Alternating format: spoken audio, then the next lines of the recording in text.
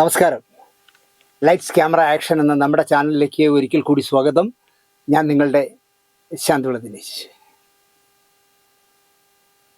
ഒരുപാട് പ്രാവശ്യം ഞാൻ പറഞ്ഞതാണ്, ഒരു സിനിമയിലൊന്ന് കയറിപ്പറ്റാൻ, ഒരു അസിസ്റ്റന്റ് ഡയറക്ടറായിട്ട് കയറിപ്പറ്റാനായിട്ട് ഞാൻ കാണാത്ത ആളുകളില്ല. 127ഓളം പേരെ, 118ഓളം പേരെ. ആ പരിചയപ്പെടൽ പലരും പ്രതീക്ഷകൾ തന്നു, പലരും നിരാശകൾ തന്നു, പലരും കളിയാക്കി. എന്നിട്ടും ഞാൻ എൻ്റെ ലക്ഷ്യം വിട്ടില്ല. സിനിമയിൽ എത്തിയിരിക്കും എന്നങ്ങ് തീരുമാനിച്ചു. അങ്ങനെ ആദ്യമായിട്ട് വർക്ക് ചെയ്ത സിനിമ പെരിങ്ങൽ കുത്തിൽ ഇല്ലിക്കാടും ജല്ലക്കാറ്റും എന്ന പടമായിരുന്നു. ദേവനും ബാലചന്ദ്രമേനോനും പ്രധാന വേഷക്കാർ, പാർവതി നായിക, തിലകൻ ചേട്ടനും അമ്പിളിച്ചേട്ടൻ, ജഗദീഷ് ശിവകുമാറും ഒക്കെ ഉള്ള സിനിമ. ഷൂട്ടിംഗ് തുടങ്ങി 8ാമത്തെ ദിവസം അവസാനിച്ചു. അത് പടം നിർത്തി, വേണ്ടാന്ന് വെച്ചു. ബാലചന്ദ്രമേനോൻ അഭിനയിക്കാൻ താല്പര്യമില്ലാന്ന് പറഞ്ഞ് പിന്മാറിയതിന് വേറെ കഥയുണ്ട്. പെരിങ്ങൽ കുത്തിൽ വെച്ച് ഞാൻ ആദ്യമായി പരിചയപ്പെട്ട പല മുഖങ്ങളെയും ഞാൻ ഇപ്പോഴും 39 വർഷം കഴിഞ്ഞിട്ട് ഞാൻ മറന്നിട്ടില്ല. ആദ്യമായിട്ടൊരു ക്ലാപ്പ് കാണിച്ച ദിവസം, ആദ്യ ദിവസം ക്ലാപ്പ് കാണിച്ച് എങ്ങനെയാണ് അടിക്കേണ്ടതെന്നൊക്കെ അസോസിയേറ്റ് ഡയറക്ടർ വാസൻ ചേട്ടൻ പറഞ്ഞു തന്ന് ക്ലാപ്പടിയായിരുന്നു എനിക്ക് ആദ്യം കിട്ടിയ ജോലി. ഉച്ചയ്ക്ക് ആഹാരം കഴിക്കാനായിട്ട് ബ്രേക്ക് ചെയ്തപ്പോൾ എല്ലാവരും ആഹാരം കഴിക്കാൻ പോയി. വാസേട്ടൻ പറഞ്ഞ് തിരിച്ചു പോയി കഴിക്കുന്നു. ഞാൻ ക്ലാപ്പ് അവിടെ ഒരിടത്ത് ചാരി വെച്ചിട്ട് ഊണ് കഴിക്കാൻ പോയി. തിരിച്ചു വന്നപ്പോൾ ക്ലാപ്പ് കാണാനില്ല. അവിടെ മുഴുവൻ തിരഞ്ഞു ഞാൻ ക്ലാപ്പ്. എല്ലാ സിനിമയിൽ വർക്ക് ചെയ്യുന്ന എല്ലാവരോടും ചോദിച്ചു, ക്ലാപ്പ് കണ്ടോ, ക്ലാപ്പ് കണ്ടോ? ആരും കണ്ടില്ല. ബ്രേക്ക് കഴിഞ്ഞു, 1 മണിക്കൂറത്തെ ബ്രേക്ക് കഴിഞ്ഞ് ജനറേറ്റർ സ്റ്റാർട്ട് ചെയ്തു. മുകേഷും ദേവനും പാർവതിയും ക്യാമറയുടെ ഫ്രണ്ടിൽ വന്നു. റിഹേഴ്സൽ നടക്കുന്നു, ഡയലോഗ് പഠിപ്പിക്കുന്നു. ഞാൻ നിന്ന് വിറയ്ക്കുകയാണ്. എല്ലാം കഴിഞ്ഞ് ക്ലാപ്പ് കൊടുക്കുമെന്ന് പറയുമ്പോൾ ക്ലാപ്പില്ല. ഞാനൊന്ന് കണ്ണ് നിറഞ്ഞ് കരയാറായപ്പോൾ അന്ന് ആർട്ട് അസിസ്റ്റൻ്റ് ഒരു ദുഷ്യന്തനുണ്ട്. ദുഷ്യന്തൻ എൻ്റെ അടുത്ത് കൊണ്ടുവന്ന് ക്ലാപ്പിങ് നീട്ടിയിട്ട് പറഞ്ഞു, ഈ സിനിമ മുടക്കാൻ ഈ ക്ലാപ്പില്ലാതിരുന്നാൽ മാത്രം മതി, സിനിമ മുടക്കാൻ. ഇനി ഒരിടത്തും ബ്രേക്കായാൽ സ്ക്രിപ്റ്റ് ബോക്സിൽ കൊണ്ടുവന്ന് വെക്കണം കേട്ടോ, അല്ലാതെ ഇത് പലയിടത്തും വെച്ചിട്ട് പോകരുത്. എന്നെ ആദ്യമായിട്ട് അത് പഠിപ്പിച്ച ദുഷ്യന്തനെ ഞാൻ മറക്കുകയില്ല. കണ്ടിട്ട് 10-15 വർഷം വരും, പക്ഷേ ദുഷ്യന്തൻ്റെ മുഖം ഇപ്പോഴും എൻ്റെ മനസ്സിലുണ്ട്. അതുപോലെ പലരും. അത്തരത്തിലൊരു മുഖമാണ് ചിത്രാഞ്ജലിയിലെ ലൈറ്റ് ബോയ് ആയിരുന്ന, അവിടുത്തെ സീനിയർ ലൈറ്റ് ബോയ് എന്ന് പറയാം, സുരേന്ദ്രണ്ണൻ എന്ന് ഞാൻ വിളിക്കുന്ന. ഞാൻ ആൾക്കൂട്ടത്തിനിടയിൽ പമ്മി എന്നിട്ട് സുരേന്ദ്ര എന്ന് വിളിച്ചിട്ട് മുങ്ങിക്കളായി. പക്ഷെ അദ്ദേഹം പിടിക്കും എന്നെ. ഞാൻ സ്നേഹപൂർവ്വം സുരേന്ദ്രണ്ണ എന്ന് വിളിച്ചിരുന്നു. എന്നെ ദിനേശ് എന്നേ വിളിക്കും, അല്ലാതെ സാറേ എന്നോ അങ്ങനെയൊന്നുമല്ല. അങ്ങനത്തെ ഫോർമാലിറ്റീസ് ഒന്നുമില്ല. ഒരിക്കലും എനിക്ക് മറക്കാൻ പറ്റാത്ത മുഖമാണ് സുരേന്ദ്രനൻ്റെ. എവിടെ വെച്ച് കണ്ടാലും ഒരു ജ്യേഷ്ഠ സഹോദരനെ പോലെ കാര്യങ്ങൾ സംസാരിക്കും ഞാൻ അദ്ദേഹത്തോട്. ചിത്രാഞ്ജലിയിൽ നിന്ന് പെൻഷനായപ്പോഴും അദ്ദേഹം വേറെ രഞ്ജിത്തിൻ്റെ യൂണിറ്റിലോ എവിടെയൊക്കെയോ വർക്ക് ചെയ്തു. ഞാൻ സീരിയലുകൾ തുടങ്ങിയപ്പോൾ, എൻ്റെ സീരിയലുകളിൽ വർക്ക് ചെയ്യാൻ വരുമ്പോൾ ഞാൻ പോലും അറിയാതെ എൻ്റെ കാര്യങ്ങൾ നോക്കിയിരുന്ന ഒരു ജ്യേഷ്ഠ സഹോദരനായിരുന്നു സുരേന്ദ്രണ്ണൻ. സമയാവസരങ്ങളിൽ പ്രൊഡക്ഷനിലെ പിള്ളേരുടെ പറഞ്ഞു, വെള്ളം കൊണ്ടുവിടാ, സാറിന് വെള്ളം കൊണ്ടുവിടും. അങ്ങനെ വെള്ളം. അതുപോലെ ഞാൻ നിൽക്കുന്ന കണ്ടാൽ എവിടെന്നെങ്കിലും ഒരു കസേര എടുത്തോണ്ട് ഇരിക്കും. അങ്ങനെ വേണ്ട വേണ്ട, ഇരിക്കും, ഒന്ന് എന്നെ ഇരിക്കാനുള്ള കസേര കൊണ്ട് തരിക. ഇങ്ങനെ ഒരുപാട് കാര്യങ്ങൾ സുരേന്ദ്രണ്ണൻ ചെയ്തിരുന്നു. അതുപോലെ സെറ്റിൽ കാശ് കൈകാര്യം ചെയ്യാനായിട്ട്, കാശ് കൊടുക്കാനായിട്ട് സിന്ധു വരുമായിരുന്നു. സിന്ധുവിനെ ഒരു മകളെപ്പോലെ അദ്ദേഹം സ്നേഹിച്ചിരുന്നു. കാലം എത്ര പുരോഗമിച്ചിട്ടും സുരേന്ദ്രണ്ണൻ സൈക്കിളിലെ യാത്ര ചെയ്യും. അദ്ദേഹം ഒരു ലൈറ്റ് ബോയ് ആയിരുന്നു, ഞാൻ പറഞ്ഞില്ല. അപ്പോൾ കിട്ടുന്ന ഒരു തുകയുണ്ടല്ലോ, ചെറിയ തുകയല്ലേ, പക്ഷേ എങ്കിൽ പോലും കുരുവി കൂടുകൂട്ട് പോലെ ആ പൈസ സ്വരുക്കൂട്ടി അദ്ദേഹത്തിൻ്റെ വീടിൻ്റെ പരിസരങ്ങളിൽ എവിടെയൊക്കെ വീടും വസ്തുവൊക്കെ വാങ്ങാമോ അതൊക്കെ വാങ്ങിയിട്ടു. ഒരു മോളും ഒരു മോനുമാണ് അദ്ദേഹത്തിന്. രാവിലെ 4 മണിക്ക് അമ്പലത്തിലെ നിർമ്മാല്യം തൊഴുന്നിടത്തുനിന്നാണ് സുരേന്ദ്രൻ്റെ ജീവിതം ആരംഭിക്കുന്നത്. സൈക്കിളിൽ ക്ഷീണ്ടേശ്വരത്തൊക്കെ ചെല്ലും നിർമ്മാല്യം തൊഴാൻ. 78ാമത്തെ വയസ്സിൽ ഇന്നലെ എന്നെ ചിത്രാഞ്ജലിയിലുള്ള ഒരു ഉദ്യോഗസ്ഥനാണ് എനിക്ക് മെസ്സേജ് ഇട്ടത്, സുരേന്ദ്രണ്ണൻ പോയി എന്നുണ്ട്. അപ്പോൾ ഇടയ്ക്ക് ക്യാൻസറിൻ്റെ എന്തോ ഒരു രോഗബാധ ഉണ്ടായിരുന്നു, പക്ഷെ അത് ചികിത്സിച്ച് മാറിയെന്ന് സുരേന്ദ്രണ്ണൻ തന്നെ എന്നോട് പറഞ്ഞു. ഇന്നലെ 78ാമത്തെ വയസ്സിൽ ഒരു കയറിൻ്റെ തുമ്പിൽ ജീവിതം അവസാനിപ്പിച്ചു. കോടിക്കണക്കിന് രൂപ ഉണ്ടാക്കിയിട്ട്, കഷ്ടപ്പെട്ടുണ്ടാക്കിയിട്ട്, ഒരു രൂപ പോലും അനാവശ്യമായി കളയാതെ, ഒരു കെട്ട് ബീഡി മാത്രം മതി. ബീഡിയും 10 ചായയും ഉണ്ടെങ്കിൽ സുരേന്ദ്രൻ സുഖമാണ്, വേറൊന്നും വേണ്ട. അങ്ങനെ ജീവിച്ച് ഉണ്ടാക്കിയ കോടിക്കണക്കിന് രൂപയ്ക്ക് ഒരുപാട് വീടുകളും വസ്തുക്കളും ഒക്കെ വാങ്ങിയിട്ട് ജീവിച്ച മനുഷ്യൻ 78ാമത്തെ വയസ്സിൽ ജീവിതം അവസാനിപ്പിക്കേണ്ടി വന്നു. മകളാണെങ്കിൽ ഒരു മകളും ഒരു മകനുമാണ്. മകൾ കളക്ടറേറ്റിലെ ഉദ്യോഗസ്ഥയാണ്. മരുമകനാണെങ്കിൽ ഒരു കോൺട്രാക്ടറാണ്. ഒപ്പം തിരുവനന്തപുരം കോർപ്പറേഷനിലെ കൗൺസിലറാണ്, RSPയുടെ കൗൺസിലറാണ്. ഒരു മകനേ ഉള്ളൂ. മകൻ ബിസിനസ്സുകാരനായിരുന്നു. അയാൾ കുറവംകുണത്തൊരു റെഡിമെയ്ഡ് ഷോപ്പ് ഉദ്ഘാടനം ചെയ്തപ്പോൾ എന്നെ വിളിച്ച് ഞാൻ പോയിരുന്നു. ഇതൊക്കെ ഉണ്ടാക്കി കൊടുത്ത് മക്കൾക്ക് കോടിക്കണക്കിന് രൂപയുടെ ആസ്തിയൊക്കെ ഉണ്ടാക്കി കൊടുത്തിട്ടും 78ാമത്തെ വയസ്സിൽ ആ പാവം മനുഷ്യന് ആത്മഹത്യ ചെയ്യേണ്ടി വന്നു. ഞാൻ കയറി വീടിൻ്റെ 2ാമത്തെ നിലയിലാണ് അദ്ദേഹം താമസിക്കുന്നത്. 1ാമത്തെ നില സുരേഷ് ഗോപിയുടെ വീട്ടിൽ പോകുന്ന വഴിയാണ്. 1ാമത്തെ നിലയിൽ വാടകയ്ക്ക് കൊടുത്തിരിക്കുന്നു. ഇവിടെ അദ്ദേഹത്തിൻ്റെ ഭാര്യ അംബിക ദേവി എന്ന് പറഞ്ഞ അദ്ദേഹത്തിൻ്റെ ഭാര്യ എന്തിനാ കാരണം പറയാതെ പോയത് എന്ന് ചോദിച്ച് കരയുന്നുണ്ട്. ഞാനിനി ഇവിടുന്ന് എങ്ങും പോകില്ല, നിങ്ങൾ എന്തിനാ എന്നോട് കാരണം പറയാതെ ഇങ്ങനെ ചെയ്തത് എന്ന് പറഞ്ഞ് കരയുന്നു. എന്ത് മറുപടി പറയാൻ? ഒരുപാട് സിനിമാക്കാരൊന്നും വന്നില്ല. പക്ഷേ ചിത്രാഞ്ജലിയിലുള്ള ലൈറ്റിൽ ഉണ്ടായിരുന്ന കുറേ സഹപ്രവർത്തകർ വന്നു. അവരുമായിട്ട് സംസാരിച്ചപ്പോഴാണ് മനസ്സിലായത്. എനിക്ക് നല്ല പരിചയമുള്ള പയ്യനായിരുന്നു ഇതിൻ്റെ മകൻ. എവിടെയോ വെച്ച് അവൻ്റെ താളം തെറ്റി. അവൻ നല്ല മദ്യപാനിയായി മാറി. ഒരുപാട് പ്രശ്നങ്ങൾക്ക് മേൽ പ്രശ്നങ്ങളും ഉണ്ടാക്കി. അച്ഛൻ മരിച്ചിട്ട് പോലും കൊണ്ടുവരാൻ പറ്റാതെ ഹൈ ഷുഗറായി ആശുപത്രിയിൽ അഡ്മിറ്റ് ചെയ്തിരിക്കുകയാണ് മകനെ. അവന് വേണ്ടി ഏതാണ്ട് 1 കോടി രൂപയോളം അദ്ദേഹം ചെലവിട്ടു എന്ന് പറയുന്നു, കടം വീട്ടാനൊക്കെ. അഭിമാനിയാണല്ലോ, ദുരഭിമാനി എന്ന് പറയാം. മകൻ കടം വാങ്ങിച്ചതിന് അച്ഛനെന്താ കാര്യം? അവൻ കല്യാണം കഴിഞ്ഞ് അവൻ്റേതായ ജീവിതമായില്ലേ. പക്ഷേ സുരേന്ദ്രൻ അത് സഹിക്കാൻ പറ്റി കാണില്ല. അദ്ദേഹം യാത്ര പറഞ്ഞു പോയി. യാത്ര പറയാതെ പോയി. 78 വയസ്സിലൊക്കെ ആത്മഹത്യ ചെയ്യേണ്ടി വരിക എന്ന് പറഞ്ഞാൽ. എന്നാലും എൻ്റെ പ്രിയപ്പെട്ട സുരേന്ദ്രണ്ണ, എന്നെ എവിടെ വെച്ച് കണ്ടാലും ഞങ്ങൾ വഴക്കൂടുമ്പോൾ എന്നെ പറഞ്ഞു, ഞാൻ നിന്നെ പാറ കീറുമ്പോലെ കീറിക്കളയുന്ന എന്താ പറയാറ്. ഇങ്ങനെ നാക്ക് ആവശ്യമില്ലാതെ നാക്കിട്ട് കടിക്കും. പാറ കീറുമ്പോലെ നിന്നെ കീറിക്കളയുമെന്ന് എന്നോട് ഒരു 100 പ്രാവശ്യമെങ്കിലും പറഞ്ഞിട്ടുള്ള എൻ്റെ പ്രിയപ്പെട്ട സുരേന്ദ്രണ്ണൻ 78ാമത്തെ വയസ്സിൽ ഒരു കയറിൻ്റെ തുമ്പിൽ ജീവിതം അവസാനിപ്പിച്ചു എന്ന് കേട്ടപ്പോൾ എനിക്കൊന്നും പ്രതികരിക്കാൻ കഴിഞ്ഞില്ല. ഞാൻ ശാന്തി കവാടത്തിലേക്ക് കൊണ്ടുപോകുന്നവരവിടെ ഉണ്ടാകുന്നു. എന്ത് ചെയ്യാൻ? എന്തായാലും എൻ്റെ പ്രിയപ്പെട്ട സുരേന്ദ്രണ്ണൻ്റെ ആത്മാവിന് ഞാൻ നിത്യശാന്തി നേരുന്നു. 78 വയസ്സെന്നൊക്കെ പറയുമ്പോൾ അച്ഛനെ മക്കൾ നോക്കേണ്ട പ്രായമായി. എന്നിട്ട് മക്കളെ നോക്കിയ അച്ഛനായിരുന്നു സുരേന്ദ്രൻ. പാവം. പോട്ടെ.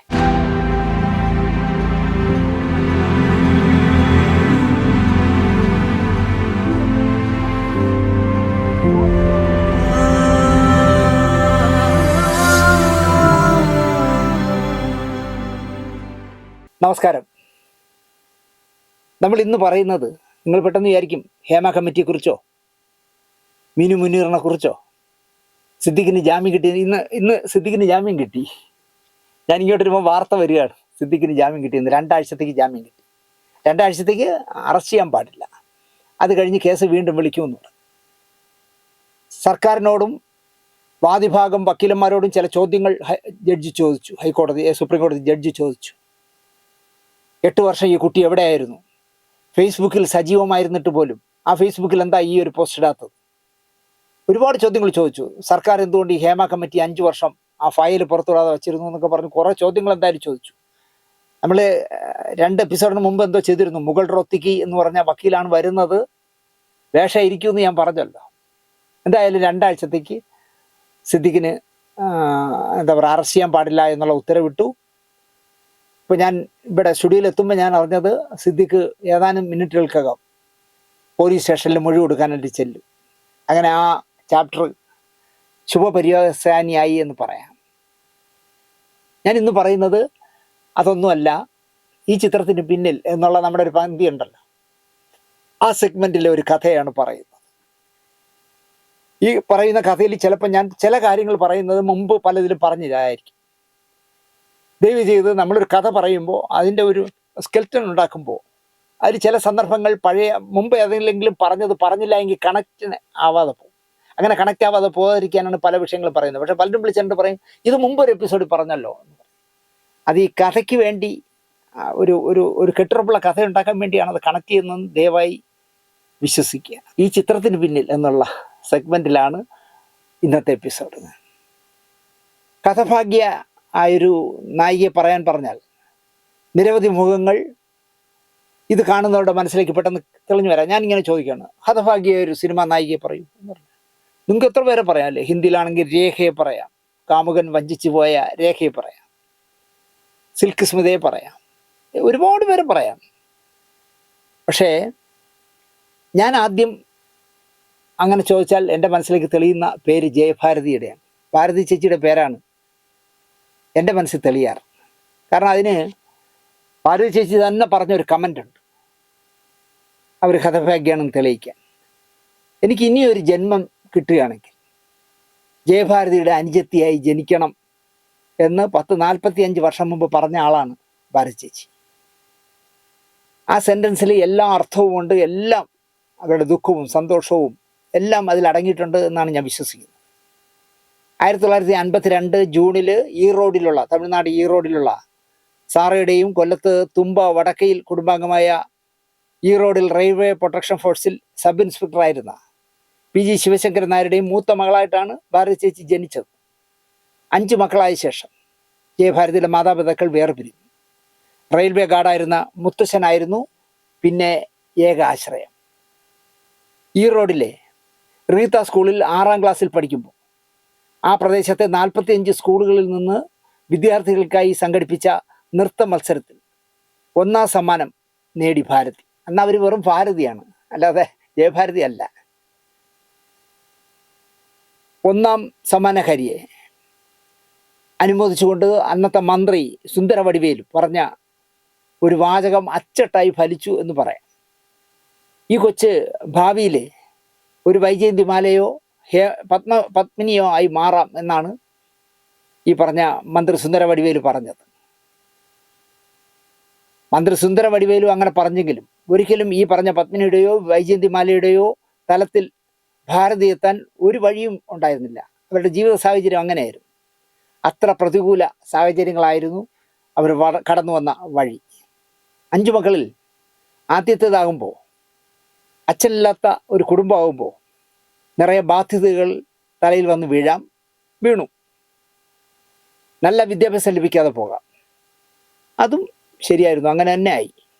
ചെറുപ്രായത്തിൽ കുടുംബത്തിൻ്റെ അന്നം തേടാനായി. ആദ്യം നാടക നടിയായി, പിന്നെ സിനിമാ നടിയായി. നാടകത്തിൽ കോവൈ ഭാരതി ആയിരുന്നെങ്കിൽ സിനിമയിൽ ജയഭാരതിയായി. കോവൈ ഭാരതി എന്ന് പറഞ്ഞാൽ കോയമ്പത്തൂർ ആയതുകൊണ്ടാണ് കോവൈ. 12ാം വയസ്സിലാണ് സിനിമയിലേക്ക് KP കൊട്ടാരക്കര നിർമ്മിച്ച് ശശികുമാർ സംവിധാനം ചെയ്യുന്ന പെൺമക്കൾ എന്ന് പറഞ്ഞ സിനിമയിലെ ഒരു അവസരം അവർക്ക് കിട്ടുന്നത്. ഷീലയും ശാരദയും നിറഞ്ഞു നിന്ന മലയാള സിനിമയിൽ, KR വിജയും പഴയ അംബികയും മിസ് കുമാരിയും സജീവമായിരുന്ന മലയാള സിനിമയിൽ, ലളിത പത്മിനി രാഗിണിമാർ എന്ന ട്രാവൻകൂർ സിസ്റ്റേഴ്സ് നിറഞ്ഞാടിയ മലയാള സിനിമയിൽ ഭാരതിയെ പോലൊരു പാവപ്പെട്ട പെൺകുട്ടിയുടെ കടന്നുവരവും പിടിച്ചു നിൽക്കലും ശ്രദ്ധേയമാകും എന്നൊക്കെ നമുക്ക് പറയാൻ അല്പം ബുദ്ധിമുട്ടുണ്ടാവും. കാരണം ദുർഘടം പിടിച്ച പന്താവായിരുന്നു. തനിക്ക് പിന്നാലെ, ജയഭാരതിക്ക് പിന്നാലെ വിജയശ്രീ എന്ന മാദക തിടമ്പ് കൂടി രംഗപ്രവേശം ചെയ്തപ്പോൾ കളി പിന്നെയും തുലാസിലായി. എന്നിട്ടും 60-70 കാലഘട്ടത്തിൽ തനിക്കൊരു ഇരിപ്പിടം വെട്ടിപ്പിടിച്ച അഭിനേത്രിയായി ജയഭാരതി. കടൽപ്പാലം, നാടൻ പെണ്ണ്, നെല്ല്, തോക്കുകൾ കഥ പറയുന്നു, കാട്ടുകുരങ്ങ്, സിന്ദൂരച്ചെപ്പ്, മൂലധനം, നിങ്ങളെന്നെ കമ്മ്യൂണിസ്റ്റാക്കി, പുനർജന്മം, വാടകയ്ക്കൊരു ഹൃദയം, യുദ്ധകാന്ഡം, ഒരു സുന്ദരിയുടെ കഥ, ആലിബാബയും 41 കള്ളന്മാരും, ഇതാ ഇവിടെ വരെ, ഗുരുവായൂർ കേശവൻ, രതി നിർവേദം, 1 വർഷം 1 മാസം, സായുജ്യം, മരം, മാധവിക്കുട്ടി, 3-ാം പക്കം, ഇടനാഴിയിലൊരു കാലൊച്ച, നാഗമഠത്ത് തമ്പുരാട്ടി തുടങ്ങി രക്തമില്ലാത്ത മനുഷ്യൻ, നമ്പർ 20, മദ്രാസ് മെയിലടക്കം ജയഭാരതി അവതരിപ്പിച്ച കഥാനായികമാർ പ്രേക്ഷക പ്രകൃതി നേടുന്നതായി. എനിക്ക് തോന്നുന്നു ചേച്ചിയുടെ അവസാനത്തെ പടം മലയാളത്തിൽ എനിക്ക് തോന്നുന്നു അല്ല, നസീർ സാറുമായിട്ടുള്ള അവസാന പടമാണ് ധ്വനി. അതിനുശേഷം ചെയ്തു ജനുവരി ഒരു ഓർമ്മയൊക്കെ ചെയ്തല്ല. ജീവിക്കാൻ മറന്നുപോയ സ്ത്രീ എന്ന് വേണമെങ്കിൽ അവരെ വിളിക്കാം. സിനിമയിൽ ശ്രദ്ധേയ ആയപ്പോൾ അവർക്ക് പിന്തുണയുമായി ഒരു സിനിമാ നിർമ്മാതാവായി ഒരു പുതു പണക്കാരൻ ബെൻസ് കാർ ഓടിച്ച് തിരുവനന്തപുരത്ത് നിന്ന് മദ്രാസിൽ ചെന്ന കഥ നിങ്ങൾക്ക് അറിയാമല്ലോ. വിദ്യാഭ്യാസം കുറവാണെങ്കിലും പ്രായോഗിക ബുദ്ധി കൂടുതലുണ്ടായിരുന്ന ഭാരതി ആ മനുഷ്യൻ്റെ വലയിൽ വീണു എന്നത് യാഥാർത്ഥ്യം. ശക്തനായൊരു ലോക്കൽ ഗാർഡിയൻ തനിക്ക് വേണം എന്നവർ കരുതിയിരിക്കാം. ഒരു പത്രക്കാരോട് അവർ എങ്ങനെയാണ് ഭാര്യയും മക്കളുമുള്ള ഈ ധനാഢ്യനായ തിരുവനന്തപുരത്തുകാരനെ നിങ്ങൾ മദ്രാസിലെ ഭാര്യയായിട്ട് എങ്ങനെ പോയി എന്ന് ആരും അവരോട് ചോദിച്ചിട്ടില്ല.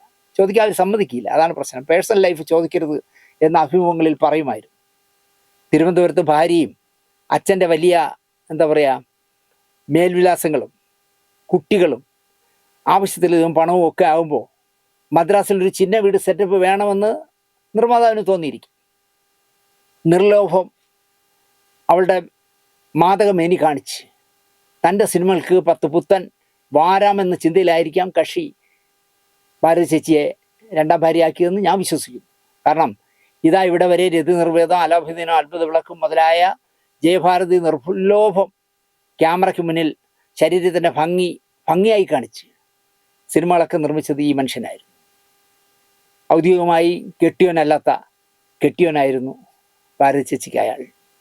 സത്യൻ്റെ മരണശേഷം പ്രേം നസീറുമായി ഉണ്ടായ മാനസികമായ അകൽച്ച കാരണം ഷീല നസീർ ചിത്രങ്ങളിൽ നിന്നും അകന്നതെന്നോ പ്രേം നസീറും അദ്ദേഹത്തിനൊപ്പം നിൽക്കുന്നവരും ഷീലയിൽ നിന്നും അകന്നതാണെന്നോ പറയാം. ഷീല കുറേ നാൾ മലയാള സിനിമയിൽ നിന്നും മാറി നിന്നു, അല്ലെങ്കിൽ അകന്നുപോയി. തമിഴിൽ സിനിമകൾ നിർമ്മിക്കാനും അഭിനയിക്കാനുമൊക്കെ ഷീല ശ്രമിച്ചു. ആ സമയത്ത് അവർ ശ്രമിച്ചുകൊണ്ടിരിക്കുകയായിരുന്നു. തമിഴിൽ നിർമ്മിക്കണം, തമിഴ് സിനിമകളിൽ നായികയാകണം. താരറാണിയാണല്ലോ അക്കാലത്ത് ഷീലാമ്മ. അമേരിക്കയിൽ നിന്നൊക്കെ വിവാഹ ആലോചനകൾ വരുന്ന കാലം. എൻ്റെ കടമകളെല്ലാം തീരാതെ എനിക്ക് വിവാഹ ജീവിതം വേണ്ട എന്ന് ഷീലാമ്മ നിശ്ചയിച്ച കാലം. ഈ നടികൾക്കെല്ലാം, പഴയകാല നടികൾക്കെല്ലാം ഇതുപോലുള്ള ബാധ്യതകളാണ്. ഭാരതി അമ്മയ്ക്കായാലും ജയഭാരതി ചേച്ചിക്കായാലും ഷീലാമ്മയ്ക്കായാലും ശാരദയ്ക്കായാലും എല്ലാവർക്കും ഈ പ്രശ്നങ്ങളുണ്ടായിരുന്നു. ഒരു പ്രേമ പരാജയം കൂടി കൂട്ടിനുണ്ടായിരുന്ന കാലമാണ് ഷീലാമ്മയ്ക്ക്. നമ്മൾ പറഞ്ഞാൽ അവർ അത് നിഷേധിക്കും. എനിക്കങ്ങനെ പ്രേമ പരാജയം ഒന്നും ഉണ്ടായിട്ടില്ല എന്ന് ഇപ്പോൾ പറയും. പക്ഷെ ഉണ്ടായിരുന്നു. 3 അനുജിത്തിമാരുടെയും വിവാഹം ഷീലാമ്മ ഭംഗിയായിട്ട് നടത്തി കഴിഞ്ഞു. അമ്മ കിടപ്പിലുമാണ്. ഈ സമയത്താണ് ഷീലാമ്മ മലയാളം വിട്ട് തമിഴിൽ ശ്രദ്ധ കേന്ദ്രീകരിക്കുന്ന സമയം. അക്കാലത്തെ സൂപ്പർ ഹിറ്റ് നായകനാണ് തമിഴിലെ രവിചന്ദ്രൻ. KR വിജയും ജയലളിതയുമൊക്കെ രവിചന്ദ്രൻ്റെ നായികമാരായിരുന്ന കാലം. കലഞ്ചർ തിലകം, ചിന്ന MGR, റൊമാൻറ്റിക് ഹീറോ എന്നൊക്കെ ആരാധകർ രവിചന്ദ്രനെ വിളിക്കുന്ന കാലം കൂടിയായിരുന്നു. 3 എഴുത്ത് എന്ന സിനിമയിൽ ഷീലാമ്മയും രവിചന്ദ്രനും നായിക. രവിചന്ദ്രൻ്റെ സിനിമയിൽ ഷീലാമ്മ അഭിനയിച്ചു, പക്ഷെ നായികയായിട്ടല്ല, സഹോദരിയായിട്ട്. മഞ്ഞിലാസിൻ്റെ MO ജോസഫിന് രവിചന്ദ്രനെ മലയാളത്തിലെത്തിക്കണമെന്ന് ആഗ്രഹം ഉണ്ടായിരുന്നു. അദ്ദേഹം എത്തിച്ചു. സത്യൻ അഭിനയിച്ച് പൂർത്തിയാകാതെ പോയ പല സിനിമകളുടെയും ബാക്കി പകരക്കാരനായി അഭിനയിച്ചത് രവിചന്ദ്രനായിരുന്നു. അത് ആർക്കും അറിയില്ല. MO ജോസഫും KS സേതുമാധവനും ഷീലാമ്മയുടെ രവിചന്ദ്രനെ വിവാഹം കഴിക്കാൻ പറഞ്ഞു. കഴിച്ചു. ഉടനെ ഗർഭിണിയുമായി. ഇതൊക്കെ കൊണ്ട് ഷീലാമ്മ മലയാള സിനിമയിൽ ഒരു ഇടവേള ഉണ്ടാക്കി. ശാരദാമ്മ മലയാളത്തിലൂടെ ദേശീയ പുരസ്കാരങ്ങൾ 2 തവണ വാങ്ങിയെങ്കിലും മലയാള സിനിമയിൽ മാത്രമായി ശാരദാമ്മ ഒരിക്കലും ഫോക്കസ് ചെയ്തിട്ടില്ല. അവർ തെലുങ്കിനാണ് എപ്പോഴും പ്രിഫറൻസ് കൊടുത്തിരുന്നത്. 1972 ഏറ്റവും അധികം സിനിമകൾ ചെയ്ത ജയഭാരതിക്ക് 1972 മികച്ച നടിക്കുള്ള സംസ്ഥാന അവാർഡ് പുനർജന്മം എന്ന് പറഞ്ഞ സിനിമ നേടിക്കൊടുത്തു. 1973 മികച്ച നടിക്കുള്ള സംസ്ഥാന അവാർഡും മാധവിക്കുട്ടി, ഗായത്രി എന്നീ സിനിമകളിലൂടെ ജയഭാരതി നേടി. തുടർച്ചയായ 2ാം വർഷം നവജീവൻ ഫിലിംസിൻ്റെ തോക്കുകൾ കഥ പറയുന്നു എന്ന ചിത്രത്തിൽ സത്യനും ഷീലയുമായിരുന്നു നായകനും നായികയും. ഈ സിനിമയിൽ സഹനടനായിരുന്ന പ്രേം നസീറിനൊരു നായികയെ വേണം. സേതുമാധവൻ നവജീവൻ ഫിലിംസിന് നാടൻ പെണ്ണ് ചെയ്യുമ്പോൾ ശുപാർശ ചെയ്ത് വേഷം വാങ്ങിക്കൊടുത്ത PA തോമസ് പിക്ചേഴ്സിലെ ജോലിക്കാരൻ അരവിന്ദൻ നാടൻ പെണ്ണിൽ ഒരു വേഷം വാങ്ങിക്കൊടുത്തിരുന്നു സേതുമാധവൻ സാറിൻ്റെ. തോക്കുകൾ കഥ പറയുന്നതിൻ്റെ നിർമ്മാതാവ് NB ജോസഫിനോടും അരവിന്ദൻ ശുപാർശ ചെയ്താണ് തോക്കുകൾ കഥ പറയുന്നു എന്ന ചിത്രത്തിൽ പ്രേം നസീറിൻ്റെ നായികയായി ജയഭാരതിയെ ഉൾപ്പെടുത്തിയത്.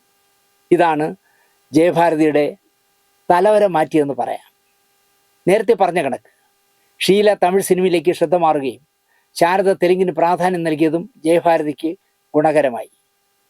1966 റിലീസായ ഗണേഷ് പിക്ചേഴ്സിൻ്റെ പെൺമക്കളിലാണ് ജയഭാരതി എന്ന പേരിൽ സിനിമയിൽ തുടക്കമിട്ടത്. കരകാണക്കടല്, കാട്ടുകുരങ്ങ്, മൂലധനം, മനസാക്ഷി, മയിലാടുംകുന്ന് തുടങ്ങിയ സിനിമകളിലൂടെ ജയഭാരതി പെട്ടെന്ന് ബഹുദൂരം മുന്നിലേക്ക് പോയി. ഷീലയെ പോലെ ഏത് റോളിലും അനായാസമായി അഭിനയിക്കാൻ തനിക്കും കഴിയുമെന്ന് ജയഭാരതി കിട്ടിയ വേഷങ്ങളിലൊക്കെ വേഗം തെളിയിച്ചു. ഇതിനിടയിൽ സത്യൻ, ശാരദ, പ്രേം നസീർ, ഷീല എന്ന പോലെ വിൻസെൻ്റ് ജയഭാരതി ടീമും പ്രേക്ഷകർക്ക് പ്രിയപ്പെട്ട താരജോഡിയായി മാറി. ഇവിടേക്കാണ് വിജയശ്രീയുടെ കടന്നുവരവ്. പെട്ടെന്നായിരുന്നു വിജയശ്രീയുടെ വളർച്ച. യഥേഷ്ടം ശരീരഭംഗി കാണിക്കാൻ മടിയില്ലാത്തവൾ കൂടിയായതിനാൽ അവസരങ്ങൾ യഥേഷ്ടം കിട്ടി വിജയശ്രീക്ക്. ഷീല പിന്മാറിയത് പ്രേം നസീറിനെ ബാധിച്ചില്ല എന്ന് പറയാം. പക്ഷേ വിജയശ്രീയുമായുള്ള ബന്ധത്തിലും പെട്ടെന്ന് പ്രശ്നമുണ്ടായി. മെർലാൻഡ് സിനിമകളിൽ വിജയശ്രീയെ വനകന്യകയുടെ രൂപത്തിലും ഉദയ സിനിമകളിൽ ബലാത്സംഗ സീനുകളിലും വിജയശ്രീയെ നന്നായി ഉപയോഗിച്ചു. മാംസ പ്രദർശനം വിപണന തന്ത്രമാക്കി എന്ന് പറയുന്നതായിരിക്കും നല്ലത്. ഈ രണ്ട് നിർമ്മാതാക്കളും ആ വഴിയെ പോയി എന്ന് പറയാം. അവർക്കാണെങ്കിലും ആ ശരീരപ്രദർശനം നടത്തുന്നതിൽ ഒരു എതിർപ്പുമില്ല. ഇരു കമ്പനികളും തമ്മിൽ കമ്പനിയിൽ നിന്നും വിജയശ്രീയെ ഒരു കമ്പനിയിൽ നിന്ന് മറ്റേ കമ്പനിയിലേക്ക് വിജയശ്രീയെ അകറ്റാനുള്ള ശ്രമങ്ങൾ നടക്കുന്ന കാലമായിരുന്നു. അതിൽ മെർലാൻഡ് വിജയിച്ചു എന്ന് പറയാം. മെർലാൻഡിലിരുന്ന് വിജയശ്രീ നാനയ്ക്കൊരു ഇൻ്റർവ്യൂ കൊടുത്തു. ഉദയയുടെ പഞ്ചവടി, പോസ്റ്റ്മാനെ കാണാനില്ല, പുന്നാപുരം കോട്ട മുതലായ ചിത്രങ്ങളിൽ അശ്ലീല രംഗങ്ങളെടുത്ത് കാണിച്ചുകൊണ്ട് പി സുബ്രഹ്മണ്യം പറഞ്ഞത്, ഇത്തരം രംഗങ്ങൾ പ്രദർശിപ്പിക്കാൻ സെൻസർ ബോർഡ് അനുവദിക്കുന്നതിൽ എനിക്ക് എതിർപ്പുണ്ട്. ബലാത്സംഗവും നഗ്നതയും പ്രദർശിപ്പിക്കുന്ന ചിത്രങ്ങൾക്ക് നൽകുന്ന പ്രദർശന അനുമതി മറ്റ് സംവിധായകരുടെയും നിർമ്മാതാക്കളെയും ആ വഴിയിൽ നീങ്ങാൻ പ്രേരിപ്പിക്കും എന്നാണ് പി സുബ്രഹ്മണ്യം പറഞ്ഞത്. പി സുബ്രഹ്മണ്യം പറഞ്ഞത് കേട്ടപ്പോൾ വിജയശ്രീ നാനയോട് പറഞ്ഞത്, ഞാൻ ഇഷ്ടപ്പെട്ടിട്ടല്ല ഇത്തരം വേഷങ്ങൾ അണിഞ്ഞാടുന്നത്, സംവിധായകൻ നിർദ്ദേശിക്കുന്നത് കൊണ്ടാണ്. എഡിറ്റിംഗ് സമയത്ത് എൻ്റെ വേഷങ്ങൾ കണ്ടിട്ട് എനിക്ക് തന്നെ ലജ്ജ തോന്നിയിട്ടുണ്ട്. അത് മാറ്റണേ എന്ന് അപേക്ഷിച്ചാൽ അവരത് മാറ്റില്ല. ഇതായിരുന്നു അഭിമുഖത്തിൽ അവർ പറഞ്ഞത്. ഇതോടെ ഉദയായും വിജയശ്രീയും അകന്നു. കേസിലും ഒതുക്കലിലും പെട്ടു വിജയശ്രീ. ഷീല ഇവിടെ പ്രേം നസീറിന് ആശ്വാസമാകുന്നത് ഷീല തെറ്റിപ്പിരിഞ്ഞുവെങ്കിലും മാദകത്തിടമ്പായ വിജയശ്രീ എത്തിയല്ലോ എന്നതായിരുന്നു. 1973 ഓഗസ്റ്റ് 27 ഗോവിന്ദൻകുട്ടി വടക്കമ്പാട്ടിൽ നിന്നുണ്ടാക്കിയ തിരക്കഥയിൽ ആർ രഘുനാഥ്, നമ്മുടെ രഘുവണ്ണൻ സംവിധാനം ചെയ്ത അങ്കത്തട്ടിൻ്റെ ലൊക്കേഷനിൽ നിന്നും മണിസ്വാമി നിർമ്മിക്കുന്ന എ വിൻസെൻ്റ് സംവിധാനം ചെയ്യുന്ന ധർമ്മയുദ്ധത്തിൻ്റെ സെറ്റിലെത്തി. നസീർ സാറാണ് എത്തിയത്. അങ്കത്തട്ടിൻ്റെ സെറ്റിൽ നിന്ന് ധർമ്മയുദ്ധത്തിൻ്റെ സെറ്റിലെത്തി. ഇനി മേലിൽ വിജയശ്രീയോടൊപ്പം താൻ അഭിനയിക്കില്ല എന്ന് പ്രേം നസീർ ചിത്രരമ പ്രതിനിധിയായിരുന്ന നടരാജന് മദ്രാസിൽ വെച്ച് ഇൻ്റർവ്യൂ കൊടുത്തു. ചിത്രരമയിൽ വിജയശ്രീയെയും അവരുടെ കാമുകൻ എന്ന് എതിരാളികൾ പറഞ്ഞ് പ്രചരിപ്പിച്ച അങ്കത്തട്ടിൻ്റെ നിർമ്മാതാവ് അസിംബായിയെയും വിമർശിച്ചുകൊണ്ട് KP ഉമ്മറും ശങ്കരാടിയും പ്രസ്താവനകൾ നടത്തി. നസീർ സാറിനെ ഒന്ന് സൂചിപ്പിക്കാൻ വേണ്ടി ചെയ്തതാണ്. ഈ പിണക്കം ശരിക്കും ഗുണകരമായത് ജയഭാരതിക്കായിരുന്നു. മേനിക്കൊഴുപ്പും അഭിനയ മികവും ഉള്ള ഷീലയും ശരീരം മുഴുവൻ ക്യാമറയ്ക്ക് മുന്നിൽ കാണിക്കാൻ മടിക്കാതെ പ്രേക്ഷകരെ വശീകരിച്ച വിജയശ്രീയും പ്രേം നസീറിനൊപ്പം ഇല്ല എന്നത് ജയഭാരതിക്ക് ഒരുപാട് ഗുണം ചെയ്തു. ഉദാഹരണത്തിന് നമ്മുടെ പേര് പറയാൻ പാടില്ലാത്ത ദുർവാസാവ് കവിയുണ്ടല്ലോ, അദ്ദേഹം സ്വതന്ത്ര സംവിധായകനായ ചന്ദ്രകാന്തം എന്ന സിനിമയിലേക്ക് വിജയശ്രീയായിരുന്നു പ്രേം നസീറുടെ നായികയായിട്ട് ഫിക്സ് ചെയ്തിരുന്നത്. മൈസൂറിൽ ശാസ്ത്രം ജയിച്ചു മനുഷ്യൻ തോറ്റു എന്ന ചിത്രത്തിൻ്റെ ഷൂട്ടിംഗ് മൈസൂറിലെ പ്രീമിയർ സ്റ്റുഡിയോയിൽ നടക്കുമ്പോൾ സ്വന്തമായി നിർമ്മിച്ച് സംവിധാനം ചെയ്ത് പാട്ടുകൾ എഴുതി നിർമ്മിക്കുന്ന ചന്ദ്രകാന്തത്തിന് അഭിനയിക്കാനായി നസീർ സാറിന് പ്രതിഫലം കൊടുക്കാനും അഡ്വാൻസ് കൊടുക്കാനും ഡേറ്റ് വാങ്ങാനും ദുർവാസാവ് പ്രീമിയർ സ്റ്റുഡിയോയിലെത്തി. ഈ പ്രായത്തിൽ ആവശ്യമില്ലാത്ത റിസ്ക് എടുക്കേണ്ട, പാട്ടെഴുതി തിരക്കഥ എഴുതി സംവിധാനം ചെയ്താൽ പോരെ, ഞാൻ നിർമ്മാതാവിന് തരാം എന്നൊക്കെ നസീർ സാർ പറഞ്ഞിട്ടും കവി കൂട്ടാക്കിയില്ല. 25,000 രൂപയാണ് അക്കാലത്ത് നസീർ സാറിൻ്റെ പ്രതിഫലം. പക്ഷെ വേണ്ടപ്പെട്ട ആളുകളാണ് ചെയ്യുന്നത്. ഇപ്പോൾ ജയമാരുതിയൊക്കെ പോലുള്ള കമ്പനികളാണ് ചെയ്യുന്നതെങ്കിൽ അദ്ദേഹം 15,000 രൂപയ്ക്കും അഭിനയിക്കും, 20,000 രൂപയ്ക്കും അഭിനയിക്കും. പക്ഷെ മറ്റേ പുതിയ ആളുകൾ വന്നാൽ 25,000 രൂപ വാങ്ങുമായിരുന്നു. ചന്ദ്രകാന്തത്തിൽ ഇരട്ട വേഷമായതിനാൽ നസീർ സാറ് 30,000 രൂപ പ്രതിഫലം ചോദിച്ചു. 10,000 രൂപ അഡ്വാൻസ് നൽകി പോകാൻ എണീറ്റ കവിയോട് നസീർ സാറ് പറഞ്ഞു, തമ്പിയുടെ ആദ്യ സിനിമ ഒരു സീരിയസ് അപ്രോച്ച് ആയതിനാൽ നായിക വിജയശ്രീ പോരാ. ജനങ്ങൾ വിജയശ്രീയിൽ നിന്നും പ്രതീക്ഷിക്കുന്നത് ഗ്ലാമറാണ്. അതുകൊണ്ട് ജയഭാരതി ആയിരിക്കും ഭേദം എന്ന് തോന്നുന്നു. ഞാൻ എൻ്റെ അഭിപ്രായം പറഞ്ഞു എന്ന് മാത്രം. ഇനി താങ്കൾക്ക് തീരുമാനിക്കാം. ഇങ്ങനെ നസീർ സാർ എല്ലാവരുടെയും പറയുള്ളൂ. ആ ക്യാരക്ടറിന് അവർ ശരിയാവുമോ? അതിൻ്റെ അർത്ഥം എന്ന് പറഞ്ഞാൽ അവർ ശരിയാവില്ല എന്നാണ്. ഈ ക്യാരക്ടറിനെ അവർ പോരെ എന്ന് ചോദിച്ചാൽ ആ നടിയെ വയ്ക്കണം എന്നാണ്. അല്ലാതെ അദ്ദേഹം വയ്ക്കരുത് എന്ന് പറയില്ല. സിനിമാക്കാർക്ക് ഈ നസീർ സാറിൻ്റെ ശൈലി നന്നായിട്ട് അറിയാം. വിജയശ്രീയെ മാറ്റി ജയഭാരതിയായി ചന്ദ്രകാന്തത്തിൽ നായിക എന്നിനി പറയണ്ടല്ലോ. ഇതാണ് ശരിക്കും പറഞ്ഞാൽ ഇപ്പോൾ പറഞ്ഞ് ഹേമ കമ്മിറ്റിയൊക്കെ പറയുന്ന പവർ ഗ്രൂപ്പ് എന്ന് പറഞ്ഞാൽ ഇതൊക്കെയാണ് പവർ ഗ്രൂപ്പ്. കാരണം ഒരു നായികയെ ഫിക്സ് ചെയ്യുക, ആ നായികയെ വേണ്ട എന്ന് നായകൻ പറയുമ്പോൾ വീരശൂര പരാക്രമിയായിട്ടും ദുർവാസാവ് കവി അവരെ കട്ട് ചെയ്ത് വിടുക. ഇതിനെയാണ് പവർ ഗ്രൂപ്പ് എന്ന് ഇപ്പോൾ ഹേമ കമ്മിറ്റി പറയുന്ന സാധനമെന്ന് ഞാൻ പറയും. അല്പ അഹങ്കാരവും കുറച്ച് കുശുമ്പും ശരീരത്തിൻ്റെ അത്ര വളർച്ചയില്ലാത്ത യൗവനമുള്ള നായിക വേഷങ്ങൾ അത്രയും ഇക്കാലത്ത് ജയഭാരതിക്കാണ് കിട്ടിയത്. CID നസീർ, ഗംഗാസംഗമം, ആദ്യത്തെ കഥ, മനുഷ്യബന്ധങ്ങൾ, നൃത്തശാല, കാലചക്രം, മയിലാടുംകുന്ന്, മരം, ലേഡീസ് ഹോസ്റ്റൽ, ശാസ്ത്രം ജയിച്ചു മനുഷ്യൻ തോറ്റു, ഇന്റർവ്യൂ, തൊട്ടാവാടി, പഞ്ചതന്ത്രം, രാജഹംസം, അരക്കള്ളൻ, മുക്കാക്കള്ളൻ, അയലത്ത് സുന്ദരി, തച്ചോളി മരുമകൻ ചന്തു, ഭൂമിദേവി പുഷ്പിണിയായി, ഹലോ ഡാർലിംഗ്, പാലാഴി മദനം, അലിബാബയും 41 കള്ളന്മാരും, ചീനവല, ബാബുമോൻ, പത്മരാഗം, പുലിവാല്, പുഷ്പശരം, പ്രസാദം, പഞ്ചമി, ചെന്നായ വളർത്തക്കുട്ടി, കാമധേനു, അമ്മണി അമ്മാവൻ, കായംകുളം കൊച്ചുണ്ണിയുടെ മകൻ, രാജയോഗം, ലൈറ്റ് ഹൗസ്, തെമ്മാടി വേലപ്പൻ, കണ്ണപ്പനുണ്ണി എന്ന് പറഞ്ഞു തുടങ്ങിയാൽ പ്രശ്നം ബാലേന്ദ്രവൻ്റെ പ്രശ്നം ഗുരുതര വരെ, അല്ലെങ്കിൽ AT അബുവിൻ്റെ ധ്വനി വരെ ജയഭാരതി പ്രേം നസീറിൻ്റെ നായികയായിരുന്നു. ഈ പറഞ്ഞ എല്ലാ സിനിമകളിലും നസീർ സാറിൻ്റെ നായികയായിരുന്നു ജയഭാരതി. ഷീല കഴിഞ്ഞാൽ പ്രേം നസീറിൻ്റെ ഏറ്റവും കൂടുതൽ നായികയായത്, പ്രേം നസീറിൻ്റെ കൂടെ നായികയായത് ജയഭാരതിയാണ്. ഇനി നമുക്ക് നമ്മുടെ സ്റ്റോറിയിലേക്ക് വരാം. ഇതുവരെ പറഞ്ഞതല്ല സ്റ്റോറി. ഈ ഫോട്ടോയ്ക്ക് പിന്നിലെന്ന് പറഞ്ഞതിൻ്റെ സ്റ്റോറി ഇനിയാണ് പറയാൻ പോകുന്നത്. 1989 ജനുവരി 16 ചെന്നൈയിലെ വിജയ ഹോസ്പിറ്റലിൽ വെച്ച് 63ാമത്തെ വയസ്സിൽ നസീർ സാർ വിടവാങ്ങിയത്. മുൻപ് പല എപ്പിസോഡിലും പറഞ്ഞ പോലെ 1988 ഡിസംബർ അവസാനം പ്രേം നസീർ ചിറയൻകീഴെത്തി, സ്വന്തം നാട്ടിലെത്തി. ബന്ധുക്കളെയും സുഹൃത്തുക്കളെയും എല്ലാം സന്ദർശിക്കുമ്പോൾ ഊർജ്ജസ്വലനായ തൻ്റെ അവസാനത്തെ വരവാണിതെന്ന് അദ്ദേഹമോ ബന്ധുക്കളോ സ്നേഹിതരോ ചിന്തിച്ചതേയില്ല. വൈശാലിയുടെ ഫംഗ്ഷനിലാണ് അദ്ദേഹം അവസാനമായിട്ട് പങ്കെടുത്തത്. അതിൽ ബോംബെ റിവ്യൂയോട് സംസാരിക്കുന്ന തമാശകൾ പറയുന്നത് കേൾക്കുന്ന ആ ഫോട്ടോ കണ്ടാൽ ഞാൻ ഇതിലിടാം.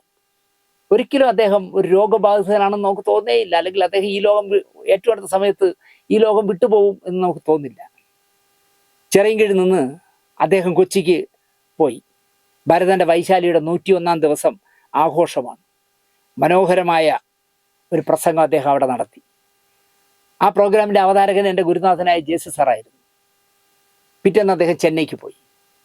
ഡിസംബർ 31 കാലത്ത് ഒരു ചിത്രത്തിൻ്റെ പൂജാ ചടങ്ങിൽ പങ്കെടുക്കാനായി പുറത്തു പോകാൻ അദ്ദേഹം തയ്യാറായി. ഡ്രസ്സൊക്കെ ഇട്ടു.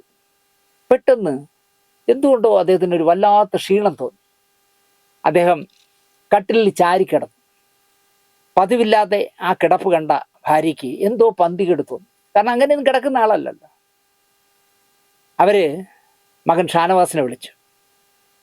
നസീറിൻ്റെ മുഖത്തെ വിളർച്ചയും ക്ഷീണവും കണ്ട ഷാനവാസ് തിരക്കുമ്പോൾ വല്ലാത്ത ക്ഷീണം തോന്നുന്നു എന്ന് മാത്രം അദ്ദേഹം മറുപടി പറഞ്ഞു. നേരെ വിജയ ഹോസ്പിറ്റലിലേക്ക് ഡോക്ടർ ചെറിയാനെ കണ്ടു. പരിശോധനയിലും വിവരങ്ങൾ ചോദിച്ചറിഞ്ഞതിലും ആന്തരിക രക്തസ്രാവം ഡോക്ടർ സംശയിച്ചു. അതുകൊണ്ട് നമുക്ക് അഡ്മിറ്റ് ചെയ്യാം എന്ന് പറഞ്ഞ് അഡ്മിറ്റ് ചെയ്തു. അതിനൊന്നും എതിർക്കുന്ന ആളല്ലല്ലോ നസീർ സാർ. ഒരു കുഴിനകം വന്നാൽ പോലും ഒരു കുഴിനകം വന്നു കാലിൽ. അപ്പോൾ പോയി വിജയ ഹോസ്പിറ്റലിൽ ചെന്ന് അതെടുത്ത് കളഞ്ഞിട്ട് ഒരാഴ്ചയോ 4 ദിവസം എന്തോ അവിടെ റെസ്റ്റ് എടുത്തിട്ട് പോയ ആളാണ്. ആമാശയത്തിലെ പുണ്ണിൽ നിന്നുള്ള രക്തസ്രാവം സ്ഥിരീകരിച്ചു. 2 ദിവസത്തെ ചികിത്സയിൽ ഫലം കണ്ടു. രക്തസ്രാവം നിലച്ചു. ആരോഗ്യം വീണ്ടെടുത്ത നസീർ സന്ദർശകരോട് ഉല്ലാസവനായി ഇടപഴകി. 2 ദിവസത്തിനകം വീട്ടിൽ പോകാം എന്ന് ജനുവരി 12-ാം തീയതി ഡോക്ടർ ചെറിയാൻ പറഞ്ഞു. പക്ഷേ അന്ന് രാത്രി നസീർ ഒരുപാട് ഛർദ്ദിച്ചു. കൂടെ കടുത്ത ജ്വരവും ബാധിച്ചു, പനി. ജനുവരി 14 ആയപ്പോഴേക്കും മുതുകിലും കഴുത്തിലുമൊക്കെ 5-ാം പനിയുടെ അടയാളങ്ങൾ പൊന്തി വന്നു. മണ്ണം പോലെ ഇങ്ങനെ കുരുകുരാ വരുമല്ലോ, അത് പൊന്തി വന്നു. സന്ദർശകർക്ക് നിയന്ത്രണം ഏർപ്പെടുത്തി. അദ്ദേഹത്തെ ICUവിലേക്ക് മാറ്റി. 5-ാം പനി വന്നുപോയ ആരോ പ്രേം നസീറിനെ കാണാൻ വന്നതിൽ നിന്നുമാണ് അദ്ദേഹത്തിന് പകർന്നത്. വന്നയാൾ ഇദ്ദേഹത്തോടുള്ള ആരാധന കൊണ്ടായിരിക്കും ചെന്നത്. പക്ഷേ 5-ാം പനി കഴിഞ്ഞ് ചെന്ന ആളായിരുന്നു. അതിൽ നിന്നാണ് നസീർ പാവം, അയാളും അറിഞ്ഞു കാണില്ല, നസീർ സാറിന് പിടിപെട്ടത്. പ്രായമായവർക്കും ആരോഗ്യം ക്ഷയിച്ചവർക്കും 5-ാം പനി വന്നാൽ അത് നിർണായകമാകാം. മറ്റൊരു ആശുപത്രിയിലേക്കോ വിദേശത്തേക്കോ അദ്ദേഹത്തെ മാറ്റണമെങ്കിൽ ആകാം എന്ന് പ്രേം നവാസ് ഡോക്ടറെ അറിയിച്ചു. 15-ാം തീയതി വിദേശത്ത് നിന്ന് മരുന്നെത്തിച്ചു. ഹൃദ്രോഗ വിദഗ്ധനായ ഡോക്ടർ ചെറിയാനും പ്രമേഹത്തെ ചികിത്സിക്കുന്ന വിദഗ്ധനായ ഡോക്ടർ വിശ്വനാഥനും ബോംബെ ജസ്ലോക്ക് ആശുപത്രിയിൽ നിന്ന വേറൊരു ഡോക്ടറും കൂടി 3 പേരും കൂടി നസീർ സാറിനെ ചികിത്സിച്ചുകൊണ്ടിരുന്നു. മറ്റൊരു സ്ഥലത്തേക്ക് മാറ്റാനോ യാത്ര ചെയ്യാനോ പറ്റാത്ത വിധത്തിൽ ആയി കഴിഞ്ഞിരിക്കുന്നു നിത്യഹരിത നായകൻ. അതുകൊണ്ടാണ് എങ്ങും കൊണ്ടുപോകാൻ പറ്റില്ല എന്ന് ഡോക്ടർമാർ പറഞ്ഞു. എന്ത് വേണമെങ്കിലും സംഭവിക്കാവുന്ന നിലയിലാണ് പ്രേം നസീർ എന്നും അതിനെ നേരിടാനുള്ള മാനസിക സന്നദ്ധത ഉണ്ടാകണമെന്ന് പ്രേം നവാസിനും ഷാനവാസിനും ഡോക്ടർമാർ മുന്നറിയിപ്പ് നൽകി. തൻ്റെ മരണം ആസന്നമായിരിക്കുന്നു എന്ന് ആ വലിയ മനുഷ്യ സ്നേഹിക്ക് മനസ്സിലായിരിക്കണം. അദ്ദേഹം അനുജൻ പ്രേം നവാസിനോട് പറഞ്ഞു, ഞാൻ മരിച്ചു പോയാൽ എന്നെ ചിറങ്കീഴിൽ കൊണ്ടുപോകണം, അവിടെ നമ്മുടെ ജുമാ മസ്ജിദിൽ അടക്കണം എന്ന് പറഞ്ഞു. ജനുവരി 15-ാം തീയതി രാത്രി 12:30 നിത്യഹരിത നായകൻ്റെ ഹൃദയം നിലയ്ക്കുന്ന അവസ്ഥയിലായി. ICUവിന് വെളിയിൽ നിന്ന പ്രേം നവാസ് താഴേക്ക് നോക്കി. താഴെ നിൽക്കുന്ന ആൾക്കാർക്ക്, ബന്ധുക്കൾക്ക് മാത്രമേ മേളിൽ അഡ്മിഷൻ ഉണ്ടായിരുന്നു. മലയാളത്തിൻ്റെ ഇതിഹാസ നായകൻ യാത്രയാകുന്നു എന്ന് ഏറെക്കുറെ ഉറപ്പായി. പത്രക്കാർ വാർത്തകൾ കേരളത്തിലേക്ക് അയക്കാൻ നെട്ടോട്ടം തുടങ്ങുമ്പോൾ അതാ വരുന്ന ഒരു ശുഭവാർത്ത. പ്രേം നസീറിൻ്റെ ഹൃദയം വീണ്ടും മിടിക്കുന്നു. മതിയാകും വരെ ഇവിടെ ജീവിച്ച് മനുഷ്യരുണ്ടോ എന്നും ഈ നിത്യഹരിതയാം ഭൂമിയിലല്ലാതെ മാനസ സരസ്സുകളുണ്ടോ എന്നും ഈ വർണ്ണസുരഭിയാം ഭൂമിയിലല്ലാതെ കാമുക ഹൃദയമുണ്ടോ എന്നും സ്വപ്നങ്ങളുണ്ടോ, പുഷ്പങ്ങളുണ്ടോ, സ്വർണ്ണ മലയാളങ്ങളുണ്ടോ എന്നും കൊതി തീരും വരെ ഇവിടെ പ്രേമിച്ച് മരിച്ചവരുണ്ടോ എന്നും കൊട്ടാരം വിൽക്കാനുണ്ട് എന്ന സിനിമയിൽ പാടി അഭിനയിച്ച പ്രേമനായകൻ്റെ ഹൃദയം ഈ മനോഹര തീരത്തു നിന്നും പെട്ടെന്നങ്ങ് പോകില്ലല്ലോ. വയലാറിനെയും ദേവരാജനും മാഷിനെയും യേശുദാസിനെയും ഒക്കെ നമിച്ചു പോകുന്നത് ഈ പാട്ടൊക്കെ കേൾക്കുമ്പോഴാണ് മലയാളി എന്ന് ഞാൻ പറയും. ഇല്ലേ? എന്താ ചോദിക്കണം, ഈ പാട്ടില്ലല്ലേ? ചന്ദ്രകളഭം ചാർത്തിയുറങ്ങും തീരത്തില മനോഹരമായ വരികളല്ലേ വയലാർ എഴുതി. ഡോക്ടർമാർ പ്രേം നസീറിൻ്റെ നിലച്ചുപോയ ഹൃദയത്തെ വീണ്ടും പുനർജീവിപ്പിച്ചിരിക്കുന്നു. നിന്നുപോയതാണ്, അതിനെ എങ്ങനെയോ വീണ്ടും വർക്ക് ചെയ്യിച്ചു. പത്രക്കാരൊക്കെ നിരാശയോടെ സ്ഥലം വിട്ടു. ഇന്നിനി ഒന്നും സംഭവിക്കില്ല എന്ന് അവരങ്ങ് ഉറപ്പിച്ചു. കാരണം പാതിരാത്രി കഴിഞ്ഞില്ലേ. എന്നാൽ അവരിലൊരാൾ അവിടെ തന്നെ നിന്നു. അക്കാലത്ത് കേരളകൗമുദിയുടെ മദ്രാസ് ലേഖകനും കലാകൗമുദിയുടെ മദ്രാസ് ലേഖകനുമായിരുന്ന പ്രിയപ്പെട്ട, ഞാൻ ഷീനിച്ചേട്ട എന്ന് വിളിക്കുന്ന PK ശ്രീനിവാസ്. സമയം വെളുപ്പിന് 3:50. പ്രേം നവാസ് വിജയ ആശുപത്രിയുടെ 2-ാം നിലയിൽ നിന്നും രക്ഷയില്ല പോയി എന്നർത്ഥം വരുന്ന ആംഗ്യം കാണിച്ചു. സങ്കടം സഹിക്ക വയ്യാഞ്ഞിട്ടാകണം പ്രേം നവാസ് തലയിൽ കൈവച്ച് നിന്നു. 2ാമത്തെ നിലയിൽ നോക്കുമ്പോൾ കാണാം തലയിൽ കൈവച്ച് നിൽക്കുന്നു. പിന്നെയും സമയം നീണ്ടു പോയി. രാവിലെ 5:05. അതാ 2ാം നിലയിൽ നിന്നും പ്രേം നവാസിൻ്റെ യഥാർത്ഥ കൈമുദ്ര പുറത്തേക്ക് വരുന്നു. ചേട്ടൻ പോയി എന്നുള്ള മുദ്ര. തിരുവനന്തപുരത്തേക്ക് വാർത്ത പോയി. കേരളകൗമുദിയുടെ മാത്രം പ്രസ്സിന് അനക്കം വെച്ചു. അവിടെ PK ശ്രീനിവാസൻ വിളിച്ച് പറഞ്ഞിരുന്നു, ആ പേജ് സെറ്റ് ചെയ്ത് റെഡിയാക്കി വയ്ക്കുക, നസീർ സാർ പോയി എന്നുള്ളത്. പക്ഷേ ഞാൻ പറയാതെ പ്രിൻ്റ് ചെയ്യരുത്, ആ മാറ്റർ എടുത്ത് മാറ്റി വേറൊരു മാറ്റർ ഇട്ട് അടിക്കുകയും ചെയ്യരുത് എന്ന് പറഞ്ഞ് അങ്ങനെ അവർ ക്ഷമയോടെ തിരുവനന്തപുരത്ത് കാത്തിരിക്കുകയാണ്. ഇന്നത്തെ പോലെ വാട്സാപ്പും ഫേസ്ബുക്കും ഒന്നും ഇല്ലല്ലോ. മറ്റ് പത്രങ്ങളെല്ലാം അവസാന എഡിഷൻ അടിച്ചിട്ട് കടയടച്ചു പോയി എന്ന് പറയാം. മഹാനടൻ പ്രേം നസീർ അന്തരിച്ചു എന്ന വാർത്തയുമായി കേരളകൗമുദി തിരുവനന്തപുരത്തെത്തി. ആശുപത്രിയിലെ നടപടിക്രമങ്ങൾ കഴിഞ്ഞ് രാവിലെ തന്നെ മൃതദേഹം വീട്ടിലെത്തിച്ചു. കുളിപ്പിച്ച് പുതിയ വസ്ത്രം ധരിപ്പിച്ച് യാസീൻ ഓതി അല്പസമയം സ്വീകരണ മുറിയിൽ കിടത്തി. നൂറുകണക്കിന് പേർ ഡേറ്റിനായും ഉദ്ഘാടനങ്ങൾക്ക് ക്ഷണിക്കാനായും പഠിക്കാൻ സഹായം അഭ്യർത്ഥിച്ചും വിവാഹത്തിന് സഹായം ചോദിച്ചും നാട്ടിൽ പോകാൻ ടിക്കറ്റിന് കാശ് ചോദിച്ചും വന്നിട്ടുള്ള ആ വീട്ടിൽ അറിഞ്ഞറിഞ്ഞ് എത്തിയ കുറച്ചു പേര്, വളരെ കുറച്ചു പേര്, ശുഷ്കമായ കുറച്ചു പേരെ എത്തിയിട്ടുള്ളൂ. ആരും അറിഞ്ഞിട്ടില്ല, നേരം വെളുത്ത് വരുന്നല്ലേ ഉള്ളൂ. മദിരാശി പട്ടണം ഉണരുന്നതേ ഉള്ളൂ. പ്രേം നസീറിൻ്റെ നായികയായി ഏറ്റവും കൂടുതൽ ചിത്രങ്ങളിൽ അഭിനയിച്ച ഷീല അന്ന് അക്കാലത്ത് ചെന്നൈയിലില്ല. ചെന്നൈയിലെന്നല്ല, ഇന്ത്യയിൽ തന്നെ അവരില്ല എന്ന് പറയാം.